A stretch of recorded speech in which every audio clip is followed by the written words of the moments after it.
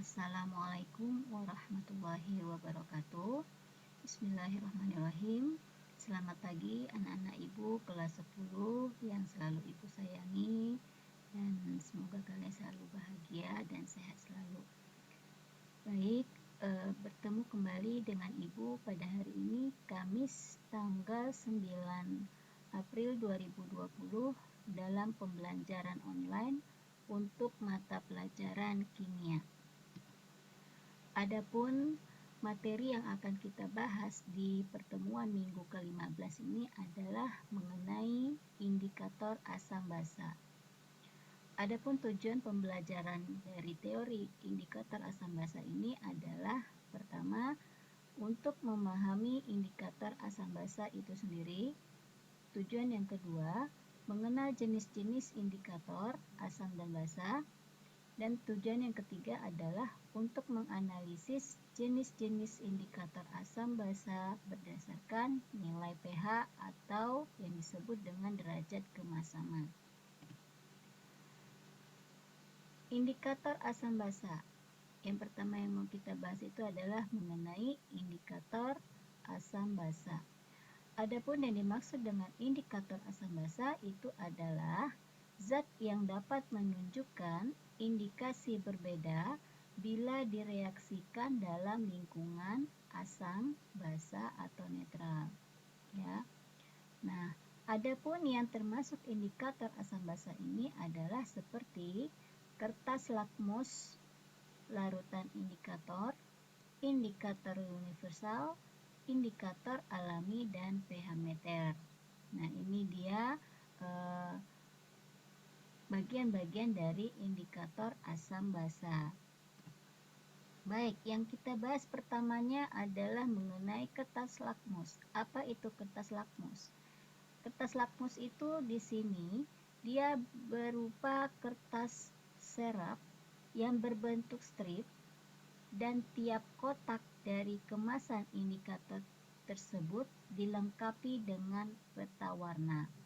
Ya, jadi dia kertasnya berupa kertas serep yang berbentuk strip. Dapat kamu lihat pada gambar di sini. Ini dia berupa kertas yang berbentuk strip, ya. Dan tiap kotak kemasan indikatornya itu dilengkapi dengan peta warna. Ada berbagai warna.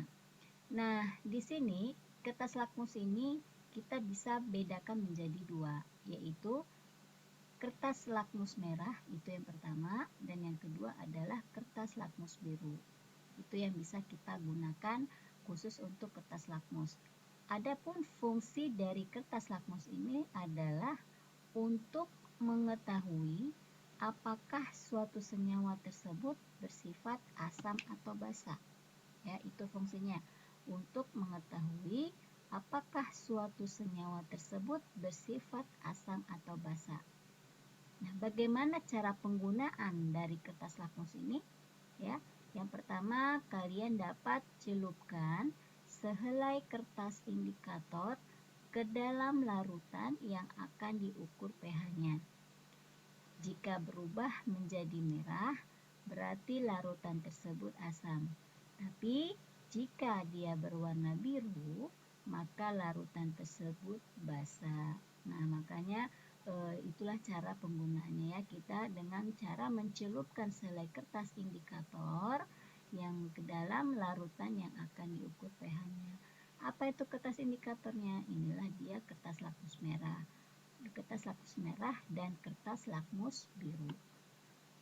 Next, kita masuk ke larutan indikator, ya. Jadi jenis indikator asam basa yang kedua adalah larutan indikator. Apa itu larutan indikator? Ya, larutan indikator itu adalah zat-zat yang memiliki warna berbeda dalam larutan yang bersifat asam, basa, atau netral, dan memiliki rentang pH tertentu. Maaf, ini tulisannya, ya, memiliki rentang pH tertentu sesuai dengan perubahan warna yang ditunjukkan. Ya, itu dia pengertian sekitar larutan indikator. Ibu ulangi kembali, larutan indikator itu adalah zat-zat yang memiliki warna berbeda dalam larutan yang bersifat asam, basa atau netral, dan memiliki rentang pH tertentu sesuai dengan perubahan warna yang ditunjuk. Nah, adapun larutan yang dipakai dalam larutan indikator ini adalah pertama, larutan phenolphthalein namanya ya, phenolphthalein. Dia memiliki pH sekitar 8,3 sampai dengan 9,6. Nah, kalau pH-nya sekitar 8,3 sampai 9,6 berarti phenolphthalein ini dia termasuk golongan basa. Kemudian larutan yang dipakai selain phenolphthalein itu adalah bromthymol biru. Ya, bromthymol biru. Dia memiliki pH sekitar 6,0 sampai dengan 7,6. Ya. Nah, di larutan bromthymol biru ini dia bisa dikatakan termasuk larutan netral ya, karena pH-nya berkisar antara 6 sampai dengan 7,6. Kemudian larutan indikator yang ketiga yaitu metil merah. Metil merah ini dia memiliki pH sekitar 4,2 sampai dengan 6,2. Nah, berarti metil merah ini dia tergolong larutan asam. Dan yang terakhir, larutan indikator yang selalu dipakai adalah metil jingga. Metil jingga ini memiliki pH berkisar antara 3,1 sampai dengan 4,4. Nah, ini jadi ada 4 larutan indikator yang dapat dipakai untuk menentukan apakah larutan tersebut asam atau basa. Next, kita masuk ke indikator asam basa selanjutnya, yaitu pH meter. Nah, ini Ananda dapat melihat gambar dari pH meternya ya. Apa itu pH meter? pH meter itu adalah sebuah alat elektronik yang lebih modern untuk mengukur pH suatu cairan, di mana di dalam cairan tersebut ada elektroda khusus yang berfungsi untuk mengukur pH dengan bahan-bahan semi padat. Itu dia ya. Nah, bagaimana cara penggunaan dari pH meter ini sendiri? Ini akan kita bahas. Bagaimana cara penggunaannya itu adalah Ananda dapat mencelupkan elektroda ke dalam larutan yang akan diukur pH-nya. Kemudian nilai pH akan tertera pada layar digital. Ya, jadi itu caranya kita mencelupkan elektroda ke dalam larutan yang akan diukur pH-nya. Elektroda ini apa? Ya, elektroda ini adalah suatu alat yang memiliki aliran listrik. Ya, itu dia. Next, kita masuk ke indikator asam basa selanjutnya adalah indikator universal. Ya, apa itu indikator universal? Indikator universal itu adalah campuran dari berbagai macam indikator yang dapat menunjukkan pH suatu larutan dari perubahan warnanya. Nah, ini dia. Jadi dia merupakan campuran, ya, merupakan campuran dari berbagai macam indikator yang dapat menunjukkan pH suatu larutan dari perubahan warnanya.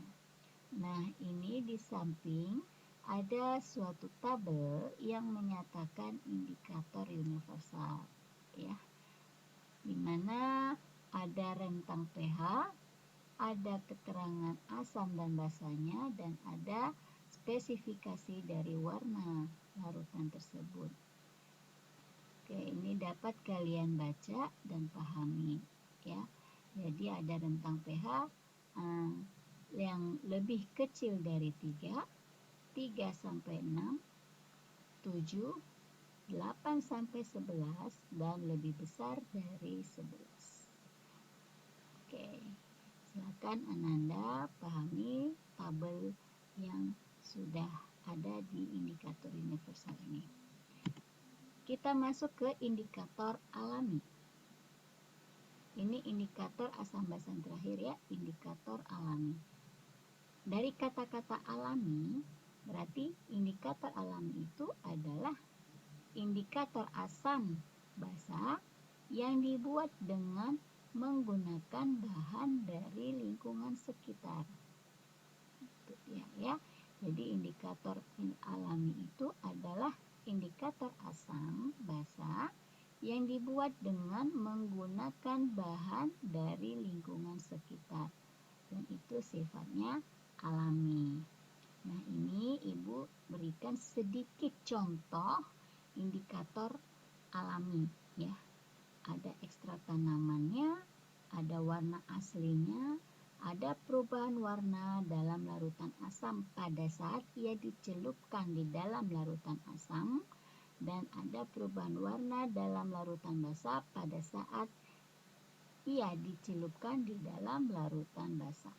Nah, ini dapat kalian lihat di tabel. Contohnya apa aja ya?